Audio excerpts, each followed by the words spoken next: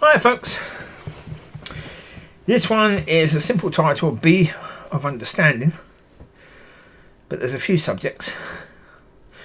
The first will be the situation in Gaza. Yeah. The thing to understand is, in conflicts, the losing side, or even both sides, will lie to get support. They do it all the time. Of course they do it all the time. Propaganda footage or things on radio were very common during the Second World War, the First World War, and every other blinking war. Propaganda things in newspapers, all these things, cartoons, they're very, very common in situations of conflict. And lying about numbers. Lying about numbers, that how successful you've been, and from the other side, what the other side has done that's nasty. Killing innocents. But of course, like Hamas has said, well, there's 500,000 innocents have been killed by Israel. Of course, they haven't said that number, but they could have quite easily have said. The problem is they will never allow anyone in to go and check to see what the real number is. Of course they won't. Not someone who is completely impartial. First of all, find someone who is completely impartial, who knows how to count numbers and do a good job of it. Very difficult thing to do, isn't it, really? And because it's not in their best interest to do so. It's in their best interest to lie and to exaggerate to get support. They want support not only from the Muslim world, but from the non-Muslim world. And they're getting it. So therefore, it's better for them if they can lie, if they can make stuff up. It serves their purpose. As it does with the Israelis. It serves their purpose if they can exaggerate what Gaza is doing and how Gaza is twisting the truth. And they can even deny some of the things that they've done, saying it's Gaza lying again, even though they're not. Anyone who thinks that either side is going to be telling the complete truth during a conflict is a blinking idiot. Of course they're going to lie, because it's in their best interest to do so. Especially when it is in their best interest to do so. They're going to lie. So therefore, understand it from that point of view. I mean, put it this way. If the Israelis were 100% on only killing Hamas soldiers, and Hamas was coming out saying that, would they get any support? No. All these students that are coming out, screaming against the Jews and from the river to the sea, all this stuff, they wouldn't be doing it. They're doing that based upon the lie that so many innocent Palestinians are being killed. First of all, what is an innocent Palestinian? Because, if you're living in Palestine and you've been living in Palestine for all these years, then you've supported whatever element is in power. And there's so many Palestinians that do. Now, okay, they do because that's their life and they've been brought up to thinking that way. That is true. But, again, innocence will be based upon people who don't believe as Hamas. Because anyone who believes the same as Hamas is labelled as a terrorist organisation. So anyone who believes and supports Hamas would therefore also be labelled as a terrorist. So therefore, any person in Palestine who supports Hamas will be labelled as a terrorist and therefore will not be considered to be innocent. So, again, how many of those people killed are therefore innocent? Well, we don't know. But therefore, it's better to understand that in all of that stuff, we don't know. Because we don't. We know that both sides are going to lie, because if it's in their best interest, they're going to do that. So there you go. We don't know. The other thing to be of understanding of, and this is something that God put on my mind earlier today, or yesterday, I think it was yesterday actually, yeah. Yeah. Speaking about measure of success. The church measures success the same way as the world. Well, of course they do. They do everything according to the world. So therefore, of course, they measure success in the same way. Speak to churches now. You say, are things going well in the church? Oh yeah, we've had loads of people come in. Numbers. They measure success based upon numbers. The same as any theatre does. Same as any restaurant does. Numbers. People coming in. People using your facilities. Yeah, that's what you base it upon. Not whether lives have changed. But numbers.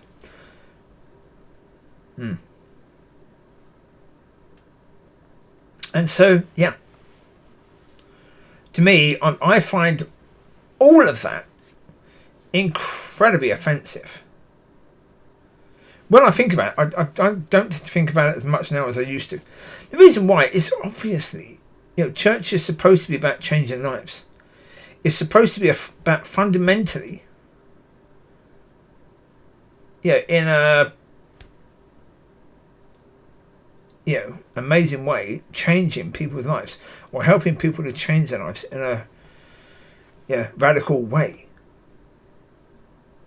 Not little bits of change, not tiny bits of change. Not the fact the person there comes to church on a Sunday. Not the fact the person there prays and repents of their sins.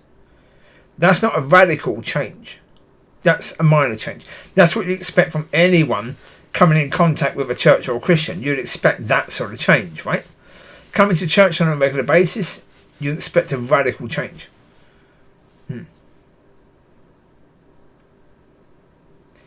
But the church doesn't care about that.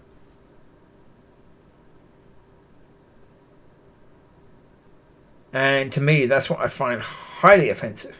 As I say, this whole point of dealing with offence in church, well, the lack of it, the fact that they don't care about dealing with offence and helping people to understand how to deal with offence, is because right now in this world we have this cancel culture that's based upon someone said something that's offensive, therefore we go after that person and we stop that person having any influence, right? That's what cancel culture is. You take away that person's platform completely. What do they do in a church? Exactly the same. If you say something that's offensive, they take away your platform. They take your position from that church away from you. They ban you from church, therefore you can't enter that church. Therefore, you can't say anything that could be offensive to people. Generally speaking, as I said, a lie, if a lie is offending you, then you're a complete idiot. Because why would you get offended by a lie? Yeah, if I'm looking up at the sky and it's pouring down with rain, I'm saying, oh, it's completely dry now. Would you be offended by that? No, because that'd be a stupid thing to say. If I'm lying to you and I'm saying something that is untrue and you know it's untrue, why would you get offended by it? You wouldn't. You get offended by truth. By a very uncomfortable truth. That's what offends people. Uncomfortable truths. The reason why Mrs. B was offended is because she has a husband. The husband doesn't come to church with her. But for whatever reason, I don't think you know. When I first met her in church, when she came and stood next to me, she wasn't wearing a wedding ring. She was flirting with me.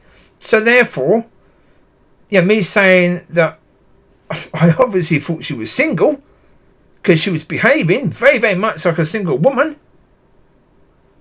that is going to be offensive to her, to the point where she's asking the pastor to ban me from church. What? No. The word of God says, if I'm saying something against you that is not of God, if God hasn't wanted me to say this, then you could see what I've said as a sin. If what I've said is a sin, you forgive sins. Right? Again, uncomfortable truth. You're supposed to forgive sins, not ban people from church. Right? If what I've said is what God wants me to say, how are you going to ban people from church because they've said what God wanted them to say? Yeah. So, yeah. So that's why, for me, that's why I talk about all this stuff so much. Yeah, the River Church. That's why I talk about that. Because, again, if I'm saying things about that church that are untrue, they've got no reason to want to ban me from church. They should be using what I've said as a way of teaching people how to deal with offence and stop lying about the church.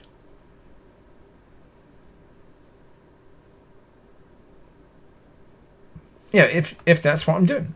Because basically, they treat that what I say about the church as nasty and that I should be banned because of the fact I'm going to church, but then I'm making videos about what I see in church.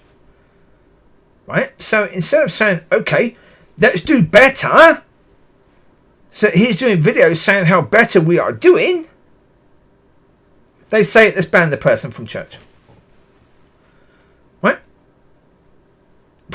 When that is church. Come on, really. It's insane to me that people are in support of that. But of course they are. Because church has been doing things according to the world for a long time. So now they're reacting according to the same way as the world does to things like that. So, cancel. And so, yeah. It's where we are. But again, if you measure church success based upon changing of lives, then you see just what a terrible job is being done. What an absolutely awful job is being done.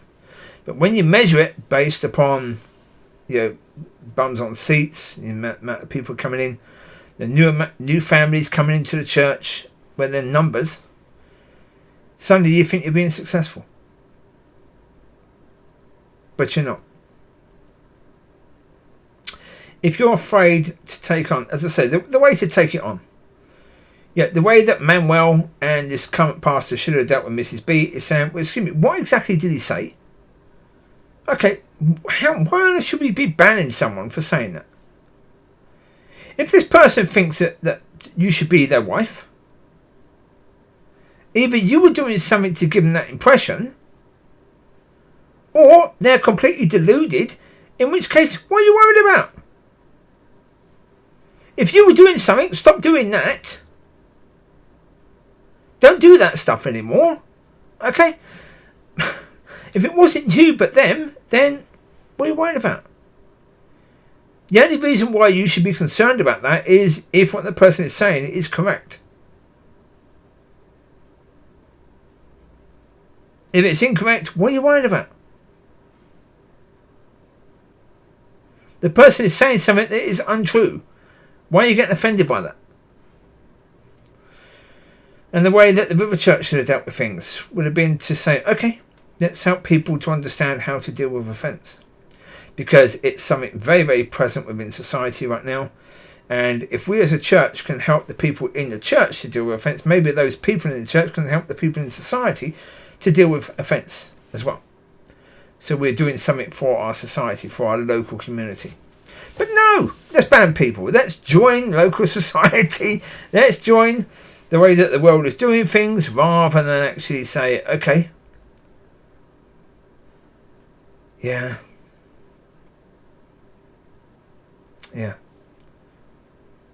But as I say, be of understanding. If the way you judge success was correct, then all these things will be sorted out.